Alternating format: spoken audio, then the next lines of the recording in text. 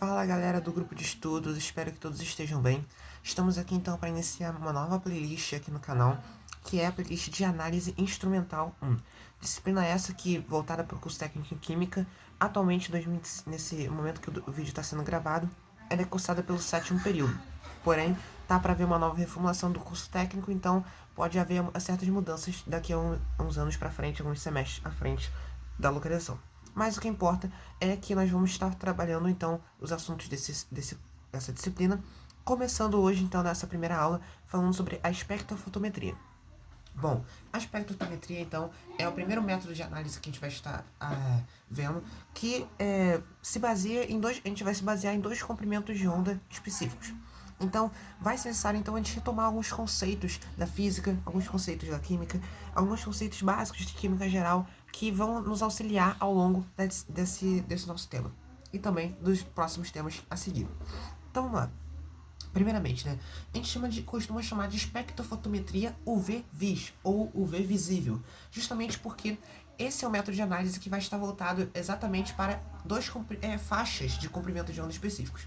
Como está aqui, a região do ultravioleta, que vai aproximadamente de 10 a 380 nanômetros, e a região do visível de 380 a aproximadamente 780 nanômetros.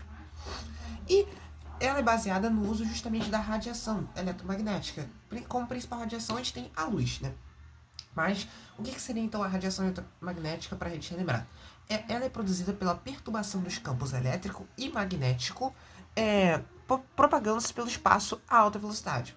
Sendo assim, a gente vai utilizar dela como fonte de energia para podermos estudar uma grandeza específica que a gente vai definir mais à frente, que é a absorbância.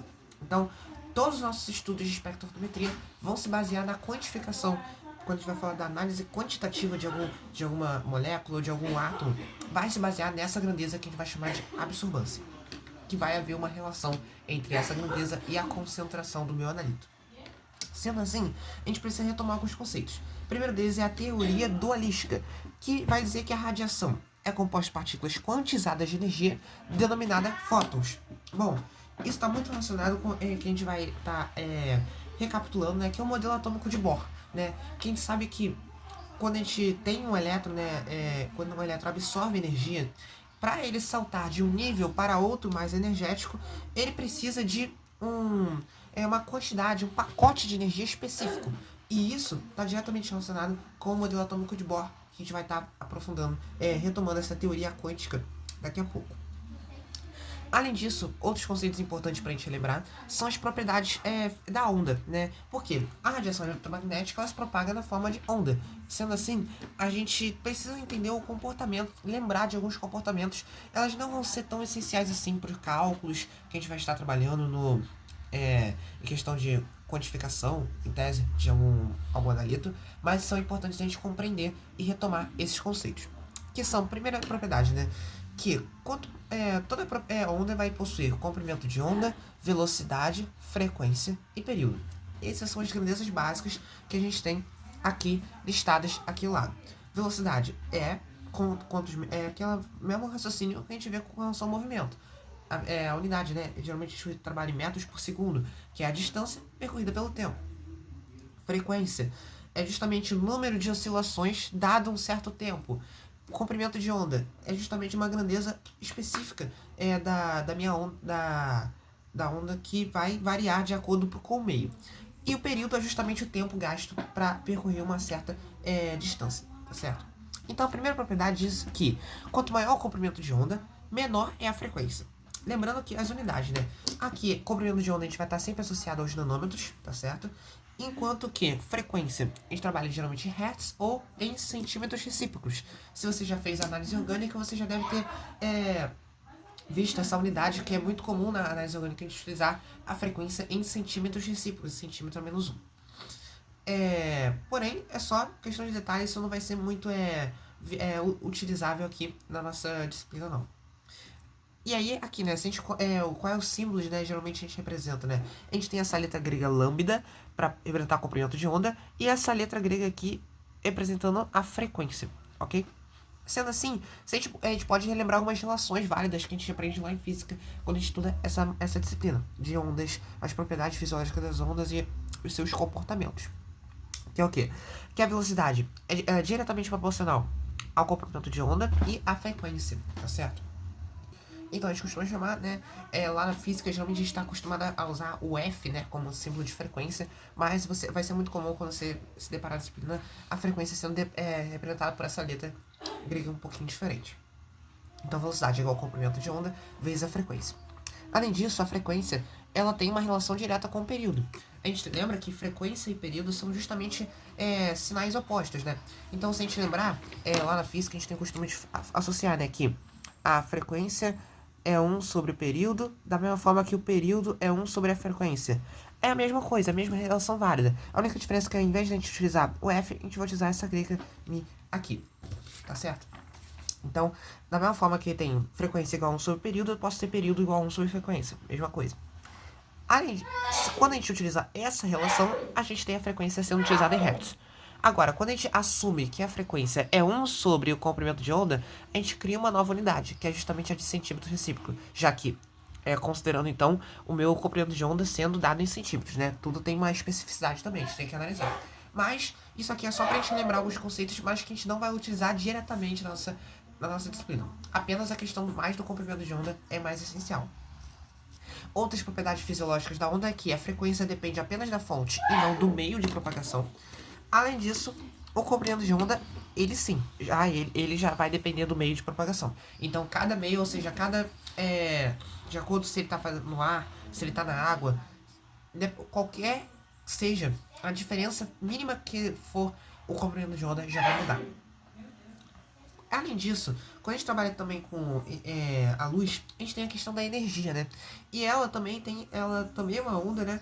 E que a gente também tem que relacionar com as respectivas grandezas, né? A gente tem a respectiva relação que diz que a energia é diretamente proporcional à frequência e ela precisa de uma constante de proporcionalidade. Esse símbolo representa a constante de Planck. A gente não vai utilizar ela nos cálculos, tá certo? Eu só estou trazendo aqui como algum conceito a mais que pode ser abordado pela docente da disciplina. E para não você dizer que não foi falado, eu estou trazendo aqui mais de geral, já adianto que isso não vai ser necessário saber essas relações assim mais básicas para os cálculos. As mais importantes a gente ainda vai falar nos próximos conceitos. Então, e uma questão que a gente pode trabalhar, né, que às vezes é abordado, né, é que é a velocidade da luz. Então, se a gente considerar que a velocidade da luz é igual ao comprimento de onda vezes a sua respectiva frequência, percebe que essa relação é a mesma daqui, apenas troquei o V por C, né, já que representa exatamente a velocidade da luz. Quando a gente fala da velocidade da luz, a gente usa essa representação. E aí a gente pode obter novas relações a partir disso, como a frequência vai ser a velocidade da luz dividido pelo comprimento de onda. E se a gente substituir essa relação aqui nessa frequência, a gente chega a essa relação final aqui, dizendo que a energia é diretamente proporcional à velocidade da luz e inversamente proporcional ao comprimento de onda. Tá aqui a legenda de o que significa cada símbolo utilizado. E aí, as conclusões que eu falei, né? A energia ela é diretamente proporcional à frequência e inversamente proporcional ao comprimento de onda. Basicamente, essas são as conclusões que são importantes a gente ter noção. E aí, a gente chega então na teoria quântica, como eu havia falado anteriormente, que diz exatamente o que eu havia falado. Os níveis de energia dos elétrons que presentes em um átomo são devidamente quantizados. E eles só passam de um nível para outro mais externo, quando a gente, mais especificamente, a gente está falando da camada de valência, né? Quando ele passa da camada de valência para outro mais externo, ou até mesmo mais interno, porém mais difícil, eles só vão passar se receberem uma quantidade exata de energia, ou seja, que a gente chama de pacotes de energia. Então, por que isso acaba sendo fixo? Porque pensa o seguinte, se eu dou uma energia menor, ele não vai saltar, certo? Ele não vai saltar. Agora, se eu passo uma energia que é maior do que a energia necessária, esse elétron vai simplesmente sair da estrutura. Então, e esse não é o nosso objetivo. A gente quer apenas que ele esteja no estado excitado ou não. Ou seja, então, se ele sair da estrutura, a gente vai ocorrer uma ionização. E não é isso nosso interessante. Ou seja, o que a gente quer é interessado nesse elétron que está no estado excitado, ou seja, de um elétron mais externo. Porque quando ele absorve essa energia e vai para um estado mais excitado, quando ele retorna ao seu estado fundamental, ele vai liberar essa energia na forma de fótons, de luz. Então, esse é o nosso interessante, porque a gente vai conseguir estudar tanto a absorção desse elétron, quanto a emissão atômica.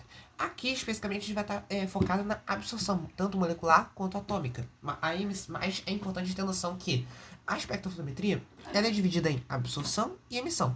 Então, sendo ele abrangendo tanto a atômica quanto a molecular. Porém, o nosso foco, lembrando, vai ser sempre a atômica. A absorção tanto atômica e molecular. A emissão a gente vai deixar um pouco mais de lado, porque não é o foco tanto do curso e também das aulas práticas que a gente trabalha. Então, vou falar apenas da parte de absorção. Então, é justamente por isso que a gente precisa de uma energia específica para que a gente consiga excitar o elétron na nossa estrutura atômica. E não provocar, então, a ionização. Então, quando a gente fala, então, da absorção atômica e da absorção molecular, existe uma certa diferença, né? Obviamente, né? Um átomo é um átomo. Molécula possui ligações entre átomos. Então, essa absorção vai ser diferente em questão da energia associada e também ao comprimento de onda. Então, quando a gente fala da parte atômica, a gente sabe que os átomos eles vão absorver uma certa energia em um comprimento de onda específico devido às transições eletrônicas, como eu havia falado, né? O elétron vai saltar de um orbital para outro, provocando então essa absorção e depois a eliminação essa emissão dessa energia. Já na molecular, a gente tem diferentes energias associadas que vão influenciar nesse processo. Dentre elas, a gente tem as energias rotacional, ou seja, a capacidade da molécula girar, a vibracional, ou seja, a vibração dos meus átomos presentes, e também a transição eletrônica propriamente dita. Então, todas essas três energias vão gerar diferentes características em relação ao meu espectro. Sendo assim, a gente vai ter o que a gente chama de espectro de varredura. Quando a gente fala do espectro de varredura, é sempre a relação entre uma grandeza de absorção ou de transmissão, ou seja, de emissão, tá certo? Em função do comprimento de onda. Então, a gente percebe aqui dois gráficos distintos. A gente tem aqui um espectro representando a espectro de varredura de uma absorção atômica. Então a gente tem aqui linhas específicas do meu comprimento de onda. Lembrando que o comprimento de onda é expresso em nanômetros. E aqui, essa grandeza A, aqui é a absorbância que a gente vai falar daqui a pouco. Mas a gente já precisa introduzir ela no nosso assunto. Então, quando a gente tem esse espectro de varredura, de um caso que a gente está estudando a absorção atômica, a gente tem linhas espectrais específicas, de comprimento de onda específicos. Agora, quando a gente tem na absorção molecular, aqui é uma outra grandeza também importante que a gente vai definir daqui a pouco, que é a transmitância. Ou seja, a depender do comprimento de onda, no caso, ele vai haver diferentes escalas, diferentes valores de transmitância. Ou seja, transmitância, só para deixar claro, é a razão entre a parte que reflete, ou seja, que refrata através de um certo material, que passa direto em função da que é incidente. Então, a gente vai trabalhar daqui a pouco melhor isso. Então, a gente tem um espectro contínuo, ou seja, vários valores que vão ser maiores ou menores a depender do comprimento de onda. Então, essa é a principal diferença do nosso estudo que a gente vai estar trabalhando daqui a pouco ao longo das nossas aulas. E uma definição muito importante que eu acabei não mencionando na questão dos elétrons, né? Como a gente falou, né? Os elétrons eles precisam de uma energia quantizada, né? Um pacote de energia para poder saltar de uma energia para outra. Tá, mas e depois que esse elétron já saltou? Eu continuo precisando de uma energia específica? Não, eu posso ter qualquer energia, ou seja, porque o meu interesse é justamente saltar de um nível eletrônico para outro. Então, a gente define o que a gente chama de região do contínuo, que é justamente a região após a ionização, em que se absorve qualquer energia. Então, às vezes, até mesmo quando eu forneço uma energia maior do que necessária, para me fornecer a ionização, para acontecer a ionização, eu não preciso mais de uma energia qualquer. Eu preciso apenas de eu não preciso mais de uma energia específica, perdão. Posso aplicar qualquer quantidade de energia, porque eu já estou na minha região do contínuo. Eu não estou mais estressado em obter o meu elétron no meu estado excitado. Então, por isso que qualquer energia já é o suficiente. E é o que eu disse, né? Quando um fóton se aproxima, ou seja, uma energia luminosa se aproxima, pode acontecer três fenômenos, que esses são todos provenientes que a gente vê lá em física também, questão da parte das ondas, propriedades da onda e também das propriedades da luz, quando a gente estuda óptica geométrica, né? Que quando o fóton se aproxima, pode ocorrer a reflexão, passar direto, ou seja, refratar, ou ser absorvido. Também pode acontecer cada uma dessas três etapas. O nosso foco é justamente em estudar a relação entre o que passa e o que é absorvido. Essas duas grandezas vão ser o que a gente vai estar mais foco, um estudo mais profundo. O nosso interesse é que a gente não haja essa reflexão. O nosso interesse é focar nesses dois, como eu posso dizer, nesses dois casos específicos. E aí, quando a gente fala da luz visível, né, agora falando de cada um dos nossos faixas de comprimento de onda que a gente vai estar estudando, né? A gente vai ter a luz visível, a gente vai ter a radiação ultravioleta. A luz visível, ela provoca justamente alterações no nível de energia dos elétrons da camada de valência. Então, por isso que eu estava mencionando tanto camada de valência mais externo, porque a luz visível vai focar isso.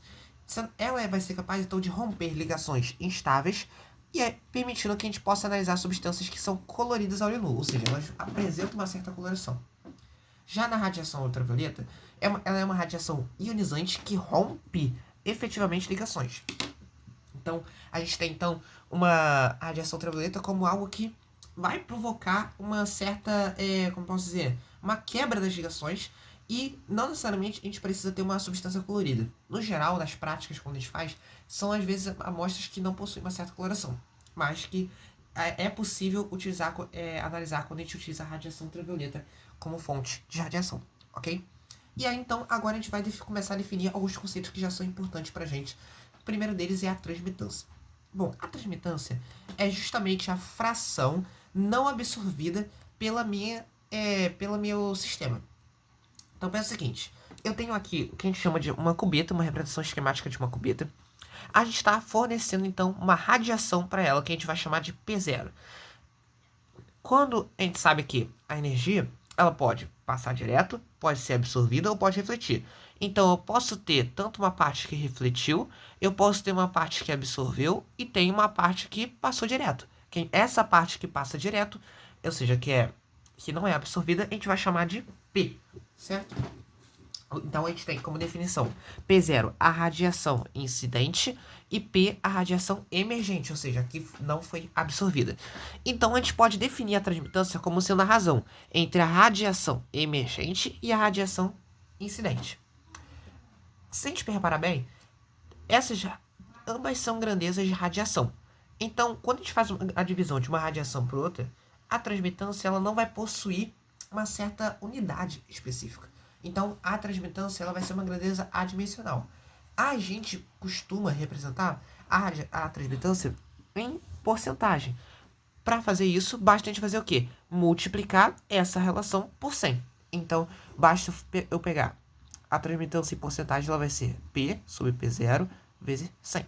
Então, se a gente fazer isso, a gente acha a nossa transmitância em porcentagem. Nada mais do que isso. E daí a gente tem então a importância de fazer o branco nas minhas análises espectrofotométricas. Porque ele vai ser justamente responsável por ajustar o 100% de transmitância. Lembra quando a gente estava lá na Conti? A gente sempre precisava fazer um branco para poder determinar o volume, o erro, né, de titulação. Da mesma forma aqui, a gente vai precisar fazer o branco, só que agora para a gente controlar grandezas de energia, de luz, tá certo? Então, a gente vai precisar usar o branco para ajustar o 100% de transmitância. Além disso, ele vai responsável por calibrar o equipamento, além de eliminar interferências, como por exemplo, a cubeta. A cubeta também vai absorver uma certa energia. Então, é necessário que eu faça um branco para justamente descontar essa quantidade, mesmo que seja mínima, que é absorvida pela minha cubeta. Que basicamente é um recipiente pequeno que vai conter a minha solução que eu vou estar analisando, tá certo? Basicamente isso que é a cubeta. Além disso, se eu utilizar algum solvente ou algum reagente para ocasionar a cor na minha amostra, também eles vão ser responsáveis por uma certa parcela da absorção. Só ela pode não ser muito considerável, pode ser pequena, mas ainda assim a gente precisa garantir que a precisão e a sensibilidade do nosso método seja alta. Então, para isso, a gente precisa a importância do branco nas nossas análises, sempre antes de fazer a leitura da nossa amostra e obter a grandeza que a gente quer, a absorvância ou transmitância no nosso equipamento, ok? Então, essa é a devida importância. Não vai haver uma fórmula como erro de titulação aqui, ou erro de leitura, mas é importante saber essa devida importância do branco. Na próxima aula, a gente vai dar continuidade ao assunto, falando um pouco mais sobre o equipamento e alguns conceitos a respeito da espectrofotometria. A gente vai seguir, então, especificamente na absorção molecular, ok? Então, a gente vai começar a falar de espectrofotomômetro especificamente para absorção molecular. Então, Fique ligado nas próximas aulas.